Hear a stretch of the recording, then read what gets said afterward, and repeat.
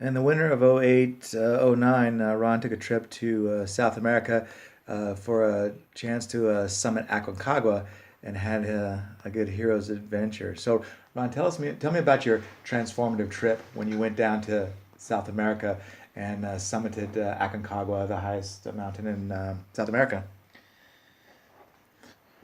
So there's one thing to read of alpinists, mountaineers, um, the talk of all of the expeditionary planning that needs to happen and go on to get these things going. And so with months of preparation, we figured out where we needed to go to be able to get permits, to be able to obtain everything it is we needed to get in order. So with this, we finally landed. We are in Santiago, Chile, which was the biggest airport, the least expensive option to get into this. Aconcagua itself actually sits on the border of Argentina and Chile, but it's high up in the Andes, and so Santiago was our gateway into this. And all of our gear is sitting here in a giant pile. This was sort of that anticipatory, exciting piece. It's all here. We're here. So car ride up, it was pretty amazing. We were far enough south to where tree line was 2,000 feet, which just blew me away. In Colorado, you're in the high 11,000 foot range, almost 12,000 feet before it just gets naked. But as you get out of Santiago and sort of the slums that build up on top of the edges of these cities, just landscape got barren. So on the bus ride up, we are snapping shots and going up one of the iconic highways of the Andes, going up towards the Portillo, or the ski resort in the winter. Their winter, we're down there, U.S. winter, but this is their summertime.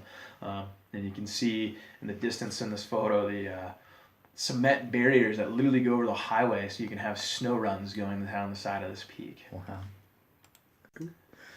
As we got up into the Andes, crossed over into the Argentinian border, started driving down, losing elevation. Sort of the gateway to Aconcagua is Mendoza, Argentina, which is sort of interesting because it's sort of their western slope of Colorado. That's agriculture, a lot of wine, a lot of viticulture, a lot of things going on. But off in the distance, as you're driving towards town, you can see Aconcagua sort of looming in the back. Food for me has always been important through life. I've enjoyed many a meal and the art of cooking it and this and that, but the first time I had to try to order a meal for myself, let alone in Spanish, I had taken middle school and high school level Spanish, but it was all comprehensive, not so much being able to speak it. And so my first experience trying to order food, I actually about starved myself. I didn't really eat for about a day because I was so afraid of ordering. I was watching others on the trip with just all the confidence in the world walk right up, stroll, get food, and I just kind of backed off because I felt self-conscious and afraid of messing up their language. I didn't want to seem like I was doing something wrong, and so my ego, just my sense of me, I didn't want to lose it. And so Mr. Dog, which Argentina, they love their hot dogs. This is the first time I kind of build up the courage to order food, which I'm starving by this point. Mendoza, wonderful little city. We had to go get all of our supplies. So flying overseas, you can't have things like fuel. You can have stoves, you can have empty bottles, but we need fuel. We also need food. So we came with some dehydrated foods, but we had to really get everything fresh. We had a line, not quite porters.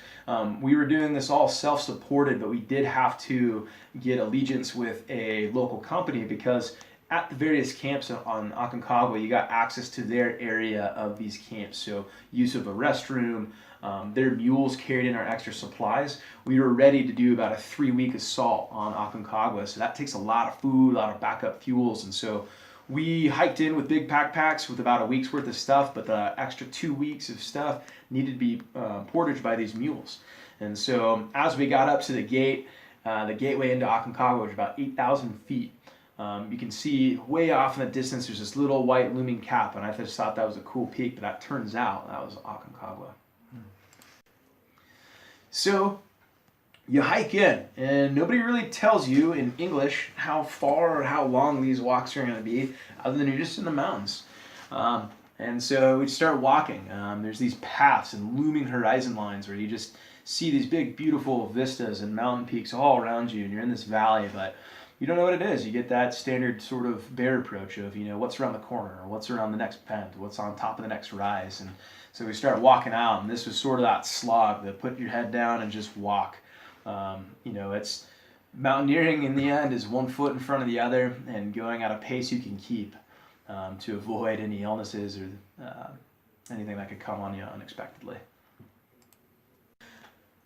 This particular photo is one of the outstanding precursors to a sunset. We had the whole goal is you climb high and sleep low, and so to do an assault or an expeditionary assault on a mountain, you try to hike up your stuffs, anything extra, you bring tents, set those up, leave your extra gear, and then you hike back down low and sleep. And so this camp was our first real high altitude camp of about 16,000 feet. We had shuttled up the day before all the gear up to that camp, or at least part of it, walked back down to base camp, slept, but then came back up to this camp. And after our first night in camp, this was our first experience of snow, cold weather, things building up, all this time. We're a good solid week, maybe 10 days into the trip at this point, and we're up at Camp Canada, about 16,000 feet. So Nido de Condores, which was the next camp if you chose, this was about 19,000 feet. It's our second highest camp. This for me was really when mountaineering started to set home. We had hiked up from Camp Canada the day before, dropped off gear, went back down, spent the night, and came back up, and just exhausted from days on end of hiking with heavy packs, shuttling your own gear in this up and down battle of what it is mountaineering. And in this particular sunset, we was the calm before the storm. The days that followed this, we actually ended up spending 3 full days laying down in the tents in an outright absolute blizzard. Just socked us in. We couldn't move, we couldn't do, and within that time frame, there was actually other expeditions that had actually had casualties. There was a guided group that had made the summit bid, but the guide, in doing so, had actually gotten cerebral edema, where he had some swelling going on in the brain, and against his judgment, walked 7 people off the wrong side of the summit. One person fell, snapped their femur in half. Another person fell, breaking their arm. The guide was already in a wrong headspace and had fallen and taken several bruises and bumps and scratches. And the remainder of the crew was able to pick up the 2 injured people, hike back up to the top, and they had to spend one cold night at 22,841 feet by themselves, no shelter, nothing with the clothes they'd hiked in. Well, that night, the guide had passed away, and the person who broke their femur had also passed away. Now, on a mountain, there isn't particularly a great rescue scheme. Aconcagua has one of the most advanced rescue helicopter teams there is. They have actually landed helicopters. Thanks to the French, they have come up with some designs where high altitude you can actually go. And so Aconcagua is one of the rare mountains in the world where you can actually fly to the summit, land a helicopter, and help, except for weather was not in favor. So the night after the sunset photo, we had a tap on our tent door, and as you're hiking up a mountain, even though we're not going guided, you're mingling with these other crews because other people are doing the same thing. And I'll never forget, it was blizzarding, it was cold, and I'm shivering in my own little sleeping bag, and this absolutely exhausted guide comes in broken English, is asking if we have spare batteries, water, food, or if we can come help ourselves. And that some people had actually passed away over the night on top of the summit, and we are dead exhausted. We from laying in our own little battle. And so some of the batteries we had, some extra supplies we gave, but these poor souls had to continue marching through the night to try to get to the top to help others. And it was just sort of a realization of that, how fragile life can be and how much it is we take on, and you don't necessarily know some of these things until you're there, square one. So summit day, out of the original 12 of us that set after this mountain, 6 of us summited. Over half the crew didn't make it. I actually ended up summiting by myself. The gentleman who was running the trip, Chad, he had actually come down with like a case of pulmonary edema. And while the rest of our crew kind of sprinted off to try to get their gains at the summit, I chose to walk with Chad and try to keep him company and make sure things were going well and nothing was going to turn south. And there's a saddle just roughly 20,000 feet, and this is a big alcove that's fairly famous. And a lot of people drop packs there and just take a water bottle and sort of do a slow sprint to the top, the final 2,000 feet. And in this alcove, after hours of hiking, these are pre-dawn hikes. You're up at 1 o'clock in the morning, getting water, melting snow to be able to procure water to go on and making some foods. It was already just past lunch by the time we hit this alcove, which was about a couple hours later than we should have been. But sitting in this alcove, Chad just completely exhausted, both of us sort of blinking in and out of life for little chunks of time, fall asleep and wake up and look at my watch, and it was 35 minutes later. Chad finally musters up all of his energies between coughing and wheezing. He's like, "Hey, Ron, this is for you, man. You need to go to the top, get after the summit." And I tried explaining to him, the rest of our group had already been up there and had been walking for about 40 minutes or so. And Chad's like, "No, you need to go. I'll wait for the next person to come down. I'll go back to camp." He's like, "You go for it." And so I get excited, muster some energy somehow, and a 2,000-foot stretch vertical, not particularly super long, but pretty steep. Average person was taking, about an hour and a half to 2 hours. I, in essence, sprinted in about 45 minutes. Just took off at almost a dead sprint, or felt like it. I'm sure it was more of like a speed walker, more than anything. But started walking up the summit ridge to get up there. Our group at one point passes me headed down as I'm going up, but I wanted to get this and I was close, and so they let me go. And I'll never forget getting up to the last little hump. If anybody hikes any of the big peaks in Colorado, they're famous for false summits. So when I saw this little mound ahead of me coming, I figured I had more to go. But as I crested that ridge, I actually had to physically step over a person who had expired. Of that guided crew that had been up there, they were able to carry out the guide and one other person having to leave one body.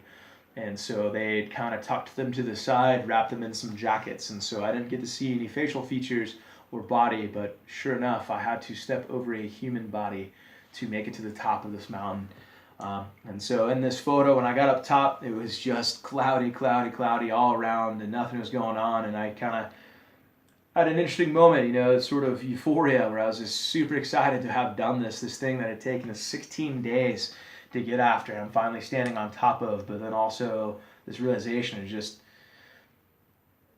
how fragile things can be, and what life can do, and just these different instances that can transpire. And so I got on top. It was super cloudy and gloomy, and then all of a sudden clouds broke, and I was able to look out over the shoulder and look off into the Andes and all the area around me and see this wonderful, beautiful mountain range that is the Andes. So 16 days up, 2 days down. Oh man, mountaineering is funny. So we, in one push from our highest camp, gathered all of our stuff, all of our poop, everything, and hiked back down to base camp. So went from 22,840 feet all the way down to 14,000 feet. And then the next day, got up and finished all the way down to what would be the trail end, or takeout, if you will, where you end at a little ranger camp, making sure to check in at the final step. Now, that last day, I didn't realize until years later, but it's actually a 35-mile walk. I kept trying to figure out why we had started in the morning, and this day kept going and going and going, and then kept going. And my feet were hurting. They were sliding in these shoes I had that just didn't fit right. And so through all this pain and agony and sort of excitement, the idea of being done and out of here and maybe having a different sort of meal that's not necessarily dehydrated. Get to the ranger camp and you're sort of just excited, dirty, smelly. Mountaineering and boating and other sports are kind of funny because you're just wearing anything and everything you got to be comfortable. But, sitting in the final ranger station at the spot, waiting for our shuttle to come up from the town to come pick us up with kind of like, man, we did it. We made it. We've turned this around, and we're headed back to quote-unquote civilization. Spending all this time up in the mountains and then finally getting a bit of that coastal life, you get back into the thick of things. And this comfort zone that used to be uncomfortable, all of a sudden I start finding ways to smile, laugh about it, kind of gain back and become more comfortable within my surroundings. And looking at these pieces, you know, you could pull many metaphors from the craziness that is South America and small towns and cities. But no matter where you're at, what's going on, you can perceive things many different ways. And so being back into the city life and playing around didn't seem so rough after being up on that mountain.